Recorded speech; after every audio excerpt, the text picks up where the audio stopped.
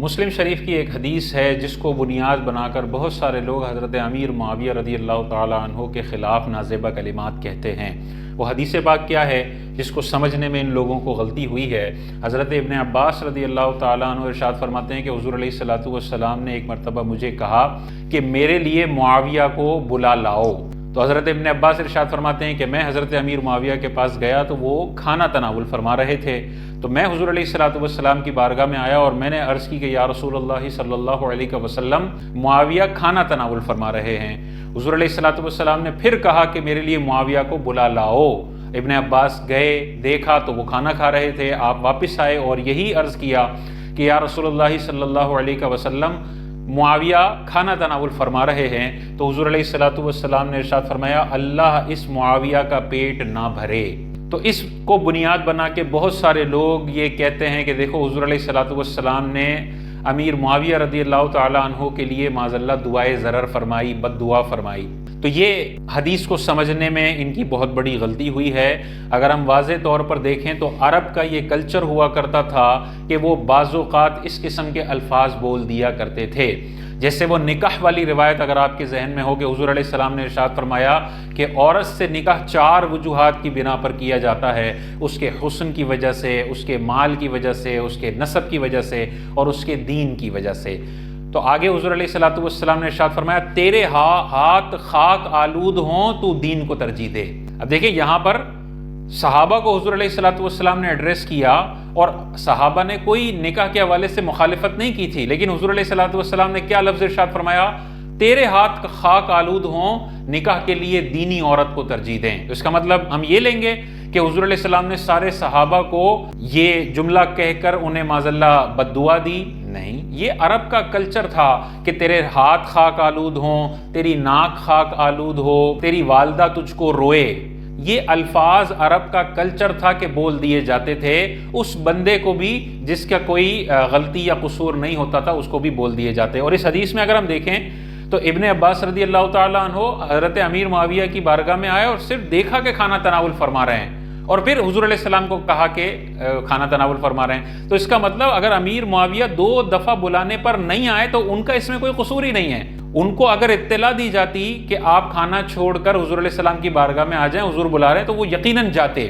لیکن یہاں تو کوئی اطلاع دی ہی نہیں گئی، دور سے حضرت ابن عباس نے دیکھا اور پھر حضور کو خبر دی۔ تو کیسے ہو سکتا ہے کہ یہاں پر تاجدار کائنات یہ بد دعا کے طور پر معاذ اللہ یہ لفظ ارشاد فرمائے؟ نہیں، یہ عرب کا کلچر تھا، اس طرح کے الفاظ استعمال کر لیے جاتے تھے۔ یہ الفاظ حضور علیہ السلام نے ارشاد فرمائے تو آقا کریم علیہ الصلوۃ والسلام کی ہی ایک اور حدیث ہے مسلم کی، اس میں حضور علیہ السلام ارشاد فرماتے ہیں کہ اے اللہ، میں ایک بشر ہوں، اگر میں کسی مسلمان کو برا کہوں تو اللہ تبارک و تعالیٰ تو اسے طہارت اور اجر کا سبب بنا دے۔ یعنی تاجدار کائنات جو اس قسم کے جملے ارشاد فرماتے تھے اپنے ساتھیوں کے لیے، تو یہ ان کو برا ثابت کرنے کے لیے نہیں بلکہ یہ تو ان کے درجات کی بلندی کے لیے حضور علیہ السلام نے ارشاد فرمایا، اور مسلم کی حدیث میں واضح فرما دیا کہ اے اللہ، اگر میں کسی مسلمان کو کوئی برا کہوں تو اس جملے کو تو اس بندے کے لیے طہارت اور اجر کا سبب بنا دے۔ تو یہ حقیقت میں حضرت امیر معاویہ کی شان بڑھانے والی بات ہے۔ نادانوں نے اور بغض رکھنے والوں نے اس حدیث کا غلط مطلب نکال کر امیر معاویہ پر تان و تشنیع کرنا شروع کر دی۔ ان کو اس حوالے سے غور کرنا چاہیے۔ اگر وہ صرف ایک حدیث لیتے ہیں اور باقی امیر معاویہ کی شخصیت پر مبنی اتنی ساری احادیث کو اگنور کر دیتے ہیں تو یہ منافقت سے کام لینا ہوگا۔ اگر آپ یہ والی حدیث لیتے ہیں تو پھر یہ ہاتھ خاک آلود ہو جائیں یہ بھی لیں، اور دیگر احادیث بھی لیں، یہ مسلم والی حدیث بھی لیں، اور حضرت امیر معاویہ کے لیے صحیح احادیث میں تاجدار کائنات نے جو فضائل ذکر فرمائے ہیں ان کو بھی ذہن میں رکھیں۔ اور وہ فضائل کیا ہیں؟ اللہ تبارک و تعالیٰ کے حبیب نے ترمذی کی حدیث میں ارشاد فرمایا اللہم اجعلہ ہادیا مہدیا واہدی بہ، اے اللہ معاویہ کو دوسروں کے لیے رہبر، رہنما اور ہدایت یافتہ بنا اور ان کے ذریعے ہدایت کو پھیلا۔ دوسری حدیث پاک مسند احمد کی ہے، حضور علیہ الصلوۃ والسلام نے ارشاد فرمایا اللہم علم معاویۃ الکتاب والحساب وقہ العذاب، اے اللہ معاویہ کو کتاب کا علم سکھا اور حساب کا علم سکھا اور اسے عذاب سے محفوظ فرما۔ تو صرف اگر آپ کو یہ والی حدیث نظر آتی ہے اور یہ صحیح حدیثیں حضرت امیر معاویہ کے حوالے سے جو تاجدار کائنات نے شاندار دعاؤں سے آپ کو نوازا ہے وہ نظر نہیں آتی، اس کا مطلب اندر بغض ہے، منافقت ہے، اور اسی کی بنیاد پر آپ جان بوجھ کر حضرت امیر معاویہ کی شان گھٹانے والی کوئی چیز ڈھونڈنے کی کوشش کر رہے ہیں۔ اسی طرح مسلم کی یہ حدیث بندے کو نظر آتی ہے، لیکن بخاری شریف کی یہ والی حدیث نظر نہیں آتی کہ حضور علیہ الصلوۃ والسلام کو صحابہ نے فرماتے ہوئے سنا۔ کیا فرماتے ہوئے سنا؟ بخاری کی حدیث ہے، آقا کریم علیہ الصلوۃ والسلام ارشاد فرماتے ہیں میری امت کا پہلا لشکر جو سمندری جہاد کرے گا، اللہ نے اس سمندری لشکر کے ذریعے جہاد کرنے والوں پر جنت کو واجب فرما دیا ہے۔ حضرت ام حرام نے عرض کی یا رسول اللہ کیا میں ان سمندری جہاد کرنے والوں کے ساتھ شریک ہوں گی؟ تو حضور علیہ الصلوۃ والسلام نے ارشاد فرمایا اے ام حرام تم ان لوگوں کے ساتھ ضرور شریک ہوگی۔ سارے شارحین کا، محدثین کا اس بات پر اجماع ہے کہ سب سے پہلا جو لشکر سمندر کے ذریعے جہاد کرنے کے لیے جاتا ہے مسلمانوں کی طرف سے، اس لشکر کی کمان سنبھالنے والے اور سپہ سالاری کرنے والے حضرت امیر معاویہ رضی اللہ تعالیٰ عنہ ہیں، اور اسی لشکر کے اندر ام حرام بھی شریک ہوئی ہیں۔ کیسی 100% پیشن گوئی حضور علیہ السلام کی 100% ثابت ہوئی کہ اے ام حرام تم ان لشکر والوں کے ساتھ ہوگی اور یہ سمندری جہاد کرنے والا پہلا لشکر ہوگا، اللہ نے اس پر جنت کو واجب کر دیا ہے۔ تو قطعی جنتی ہیں بخاری کی حدیثوں کے مطابق حضرت امیر معاویہ رضی اللہ تعالیٰ عنہ۔ ان کے خلاف زبان کھولنے سے پہلے بندے کو سوچنا چاہیے کہ تجھے اپنی آخرت کا بھی پتہ نہیں ہے کہ تو جہنم میں جائے گا یا جنت میں جائے گا، لیکن تو زبان درازی اس صحابی کے بارے میں کر رہا ہے جس کے لیے تاجدار کائنات نے دعائیں بھی فرمائی ہیں اور جنت کی بشارت بھی دی ہے۔ اسی طرح دیکھیں حضرت ابن عباس ہاشمی چشم و چراغ ہیں، حضور علیہ الصلوۃ والسلام کے چچا کے بیٹے ہیں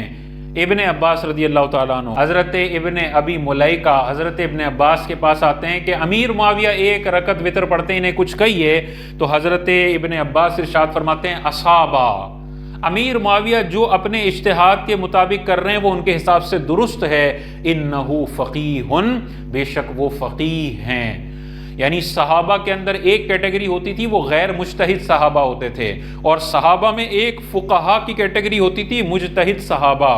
یہ ہاشمی چشم و چراغ ہیں، حضرت عباس کے بیٹے ابن عباس ہیں، جن کو رئیس المفسرین بھی کہا جاتا ہے، سارے مفسرین کے سردار۔ وہ فرما رہے ہیں کہ حضرت امیر معاویہ مجتہد صحابی ہیں، وہ جو کر رہے ہیں انہیں ان کے حال پر چھوڑ دیا جائے۔ تاجدار کائنات صلی اللہ علیہ وسلم نے حضرت حسن کے حوالے سے کیا ارشاد فرمایا کہ یہ میرا بیٹا سردار ہے اور یہ ان قریب مسلمانوں کی دو بڑی جماعتوں کے درمیان صلح کروائے گا، اور یہ صلح حضرت حسن اور حضرت امیر معاویہ کے درمیان ہوئی حضرت علی کی شہادت کے 6 ماہ کے بعد، اور اسی کی خوشخبری حضور علیہ السلام نے ارشاد فرمائی کہ 2 مسلمانوں کے گروہ ہوں گے، امیر معاویہ کا گروہ بھی مسلمان ہوگا اور امام حسن کا گروہ بھی مسلمان ہوگا، اور اللہ تبارک و تعالی امام حسن کے ذریعے ان 2 بڑے گروہوں میں صلح کروا دے گا۔ تو اتنی شاندار خوشخبری تاجدار کائنات فرما رہے ہیں۔ ان سارے مشاجرات اور جنگوں کے بعد ہونے والی صلح کو حضور علیہ السلام فرما رہے ہیں وہ ہوگی بھی، اور دونوں طرف مسلمانوں کی بڑی جماعت ہوگی۔ حضرت ابن عباس ان کو قطعی صحابی اور فقیہ صحابہ میں ان کا شمار کر رہے ہیں۔ حضرت عمر ان کو ذمہ داریاں دے کر گورنریاں دے رہے ہیں۔ حضرت عثمان رضی اللہ تعالیٰ عنہ ان پہ مزید اعتماد کر کے انہیں بڑے علاقے کی گورنری دے رہے ہیں، اور پھر حضرت عثمان ان پر اعتماد کر کے سب سے پہلے سمندر کے جہاد کی اجازت حضرت امیر معاویہ کو دے رہے ہیں۔ حضرت امام حسن کی صلح کے بعد 20 سال تک سارے صحابہ کا اجماعی طور پر یہ فیصلہ تھا کہ ان کے حاکم ہیں حضرت امیر معاویہ رضی اللہ تعالی عنہ۔ امام حسن نے جس سے صلح کر لی ہم اس پہ تبرہ بازی نہیں کر سکتے ہیں۔ حضرت علی اور حضرت امیر معاویہ کے درمیان مسائل ہوئے، جنگیں ہوئی ہیں، اس میں ہمارا موقف یہ ہے کہ حضرت علی رضی اللہ تعالیٰ عنہ حق پر تھے اور حضرت امیر معاویہ رضی اللہ تعالیٰ عنہ اجتہادی خطا پر تھے، لیکن اجتہادی خطا گناہ نہیں ہے۔ اس کی وجہ سے اگر تبرہ بازی کی ہے تو تو یہ قطعی صحابی کے خلاف زبان درازی ہے، اور قرآن میں واضح طور پر آ گیا رضی اللہ عنہم ورضوا، اللہ تبارک و تعالیٰ ان صحابہ سے راضی ہے اور یہ صحابہ اللہ سے راضی ہیں۔ اور دوسری آیت پاک میں اللہ نے ارشاد فرمایا جو فتح مکہ سے پہلے ایمان لے کر آئے اور جو فتح مکہ کے بعد ایمان لے کر آئے، اللہ نے ان سب کے ساتھ اچھائی کا وعدہ فرما لیا ہے۔ تو جو بھی تبرہ بازی کرتا ہے، جو بھی نازیبہ کلمات کہتا ہے، جو بھی ان کو معاذ اللہ کافر، منافق اور جہنمی کہتا ہے، وہ تو جنت میں قطعی طور پر جائیں گے کیونکہ اللہ کا اعلان ہے، لیکن یہ بندہ جو اپنے منہ سے جملے نکال رہا ہے یہ اپنے لیے جہنم خریدنے والا ہے۔ ہمیں غور کرنا چاہیے، چند احادیث کی غلط انٹرپریٹیشن کو بنیاد بنا کے اتنے قطعی واضح طور پر جس کے ہاتھ پر 20 سال تک اسلام کی حکمرانی چلی ہو اور کوئی بغاوت نہ ہو، نہ امام حسین نے حضرت امیر معاویہ کے 20 سالہ دور میں کوئی ان کے خلاف احکامات دیے، نہ امام حسن نے دیے، نہ سارے صحابہ نے اس قسم کی کوئی کارروائی کی، تو یہ صحابہ کا اجماعی ایک مسئلہ ہے، ہمیں انہی کے ساتھ چلنا چاہیے۔ حضرت علی کی شان بہت بڑی ہے، امیر معاویہ اور حضرت علی کی شان کا مقابلہ نہیں ہو سکتا ہے، وہ اولون سابقون اور بچوں میں سب سے پہلے ایمان لانے والے ہیں، ان کا کوئی مقابلہ نہیں ہے، فضائل اور کمالات میں بہت بڑا فرق ہے، لیکن یہ نہیں ہو سکتا کہ ہم مولا علی کی محبت میں امیر معاویہ کو گالیاں دینا شروع کر دیں۔ یہ صحابہ کا، امام حسن کا اور امام حسین کا یہ طریقہ کار بالکل نہیں ہے۔